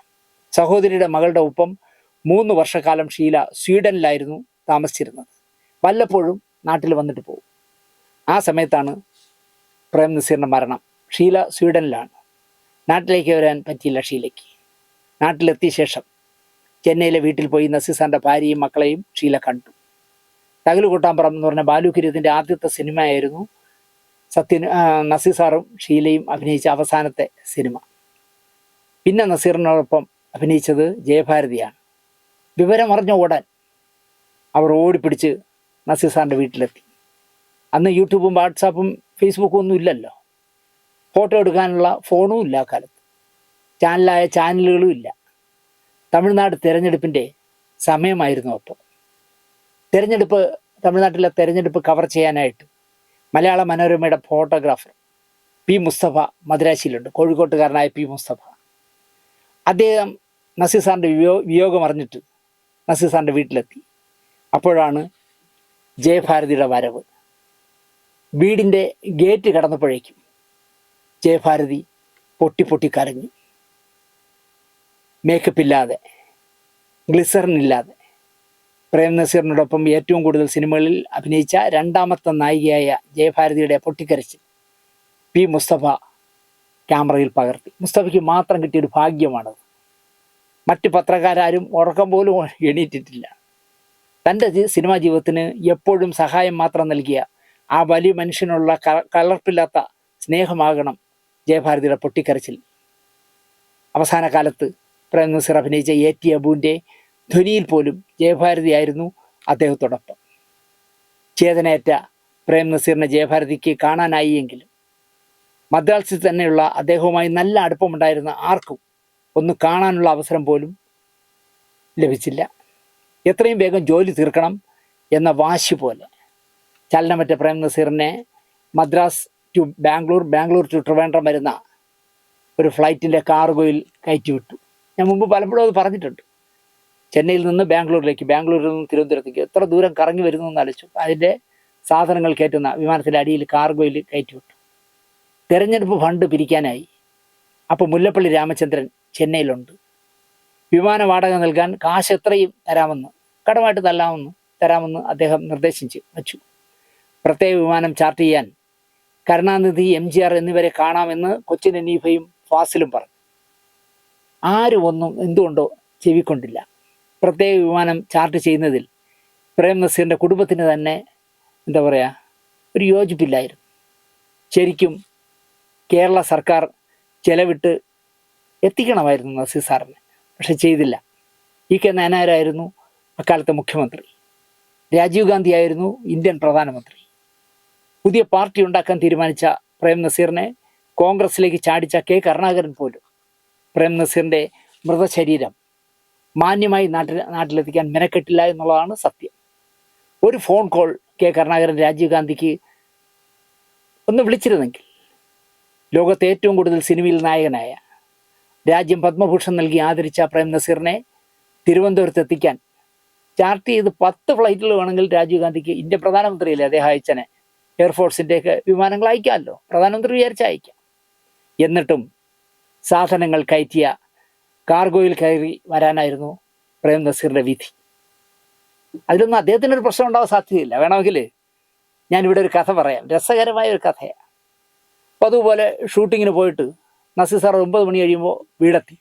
മേക്കപ്പെല്ലാം അഴിച്ച് കുളിച്ച് ആഹാരമൊക്കെ കഴിച്ചിട്ട് വീട്ടിനകത്ത് നിൽക്കുകയാണ്. ഒരു 10 മണി കഴിഞ്ഞു. 10-10:30 മണിയായപ്പോൾ അദ്ദേഹം അങ്ങനെ നിൽക്കുക. മഹാലിംഗപുരത്തെ അദ്ദേഹത്തിൻ്റെ വീട്ടിലെ വലിയ ഗേറ്റിൽ ശക്തിയായി ആരോ മുട്ടുന്നു. നസീർ സാർ അത് കേട്ടു. വെളിച്ചം കുറവായതിനാൽ പുറത്ത് നിൽക്കുന്ന ആളെ വ്യക്തമായി നസീർ സാറിന് കാണാൻ പറ്റുന്നില്ല. എന്തായാലും രാത്രി ആയതിനാൽ പിരിവുകാരല്ല എന്നുള്ളത് നസീർ സാർ ഉറപ്പിച്ചു. കാരണം 10 മണിക്കാരും പിരിവിന് വരില്ലല്ലോ. കാവൽക്കാരൻ ഗൂർഖ ആഹാരം കഴിക്കാൻ വീടിൻ്റെ പുറകുവശത്തേക്ക് പോയിരിക്കുകയായിരുന്നു. നസീർ സാർ പുറത്തേക്ക് വന്നു. ഗേറ്റിന് മുന്നിൽ നീണ്ടു മെലിഞ്ഞ ഒരു കറുത്ത രൂപം. തൻ്റെ പുതിയ ചിത്രത്തിൻ്റെ നിർമ്മാതാവ് EK ത്യാഗരാജൻ എന്ന് പറയുന്ന മുരുകാലയ ത്യാഗരാജനാണ് ഗേറ്റിൻ്റെ വെളിയിൽ നിൽക്കുന്നത്. ഇരുട്ടിലും ത്യാഗരാജൻ ക്ഷമാപണ ഭാവത്തോടെയാണ് നിൽക്കുന്നതെന്ന് നസീർ സാറിന് മനസ്സിലായി. 9 മണിവരെ ത്യാഗരാജൻ്റെ സ്റ്റുഡിയോ സെറ്റിൽ ഉണ്ടായിരുന്നതാണ് നസീർ സാർ.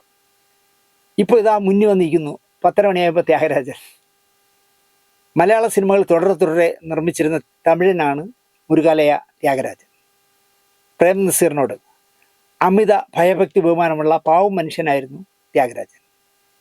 നാഗപടത്ത് തമ്പുരാട്ടി, ജമ്പുലിംഗം, പഞ്ചതന്ത്രം, മുദ്രാമോതിരം, തിരുവാഭരണം, പഞ്ചാമൃതം, ഇത്തിക്കര പക്കി തുടങ്ങി പ്രേം നസീർ അഭിനയിച്ച സിനിമകളാണ് ഏറ്റവും കൂടുതൽ EK ത്യാഗരാജൻ നിർമ്മിച്ചിട്ടുള്ളത്.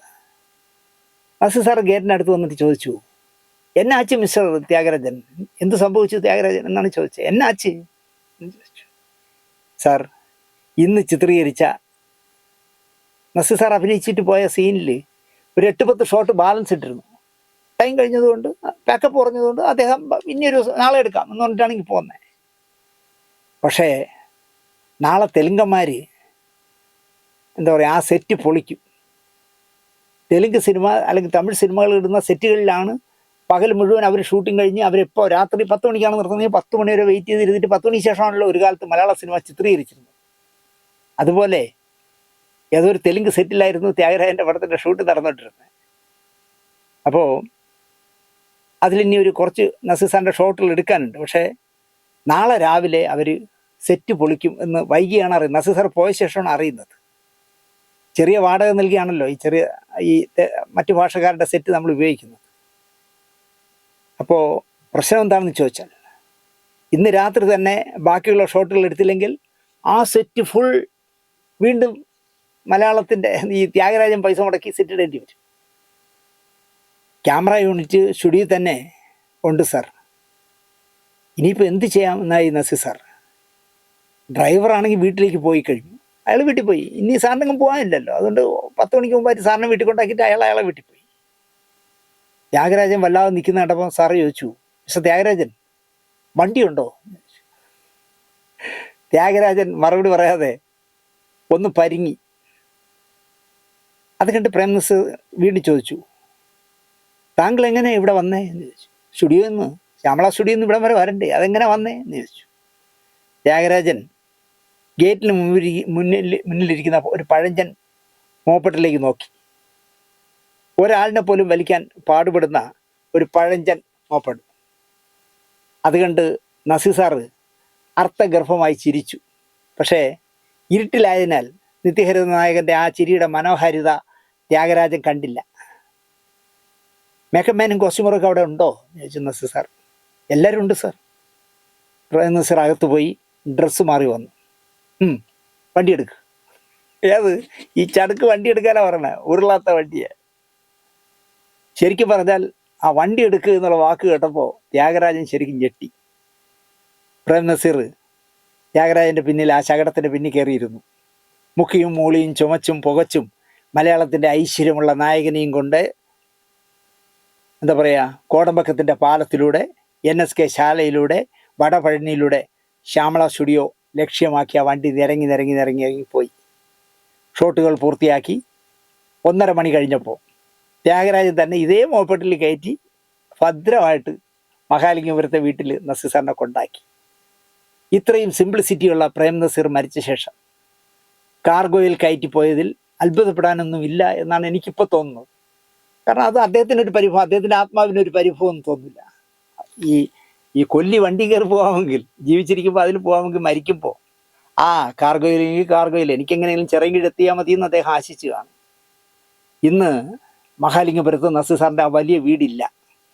അതൊക്കെ ഇടിച്ചു നിരത്തി രജനീസ് പ്രേം നസീർ ഡൊമെയിൻ എന്ന് പറയുന്ന 5 നിലകളിലുള്ള ഒരു ഫ്ലാറ്റാണ് ഇപ്പോൾ അവിടെ നിൽക്കുന്നത്. അതിനകത്ത് ഏതൊരു ഫ്ലാറ്റ് ഷാനവാസിന് കൊടുത്തിട്ടുണ്ട്. തുകയും ഒരു ഫ്ലാറ്റുമായിരിക്കും എഗ്രിമെൻ്റ് വെച്ചത്. ജയഭാരതി കരയുന്ന ആ ഫോട്ടോയിൽ ഞാൻ ഒരുപാട് നേരം നോക്കിയിരുന്നപ്പോൾ നിഷ്കളങ്കമായി ഗ്ലിസറിൻ ഇടാതെ മേക്കപ്പ് ഇടാതെ ഭാരതി ചേച്ചി കരയുന്ന കണ്ടപ്പോൾ അതിൻ്റെ കഥ നിങ്ങളോട് പറയണമെന്ന് എനിക്ക് തോന്നി. എന്തായാലും മനോരമയുടെ പി മുസ്തഫയോട് ഞാൻ ഇന്ന് അദ്ദേഹത്തിന് മെസ്സഞ്ചറിൽ ഒരു മറുപടി ഇട്ടു. താങ്കളുടെ മനോഹരമായ ജയഭാരതിയുടെ ഫോട്ടോ ഞാനൊരു കഥയ്ക്ക് ഉപയോഗിക്കും എന്ന് ഒരു മെസ്സേജ് ഇട്ടു. വേറെ ആർക്കും അത് എടുക്കാൻ കഴിഞ്ഞില്ല. ആ ഒരു ഭാഗ്യം ചില ഫോട്ടോഗ്രാഫർമാർക്ക് ചില സമയങ്ങളിൽ കിട്ടുന്ന ഭാഗ്യമാണത്. എന്തായാലും അനശ്വരനായ നസീർ സാറിനെയും മേക്കപ്പ് ഇല്ലാതെ ഗ്ലിസറിൻ ഇല്ലാതെ കരഞ്ഞ ഭാരതി ചേച്ചിയെയും എനിക്ക് കാണാൻ കഴിഞ്ഞതും പി മുസ്തഫ എന്ന് പറഞ്ഞ ഫോട്ടോഗ്രാഫർ എടുത്ത ആ ഫോട്ടോയിലൂടെയാണ്. അത് നിങ്ങളും കാണണം എന്നെനിക്ക് തോന്നി.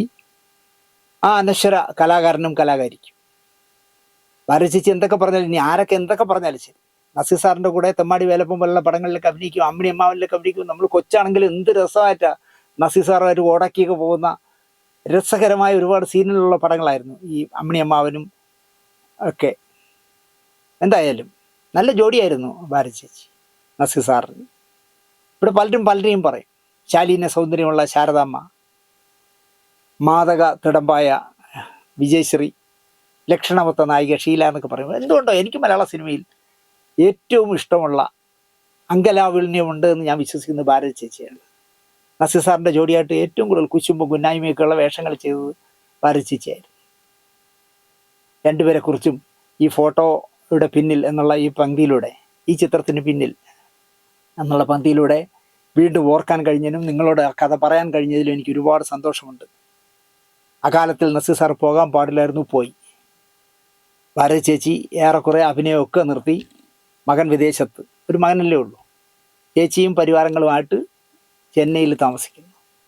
ഒരുപാട് കാലം ഭാരതി ചേച്ചി നമ്മളോടൊപ്പം ഉണ്ടാവട്ടെ എന്ന് പ്രാർത്ഥിച്ചുകൊണ്ട് ആശിച്ചുകൊണ്ട് ഈ സ്റ്റോറി നിങ്ങൾക്ക് ഇഷ്ടപ്പെട്ടിരിക്കുമെന്ന് വിശ്വസിച്ചുകൊണ്ട് നിർത്തുന്നു.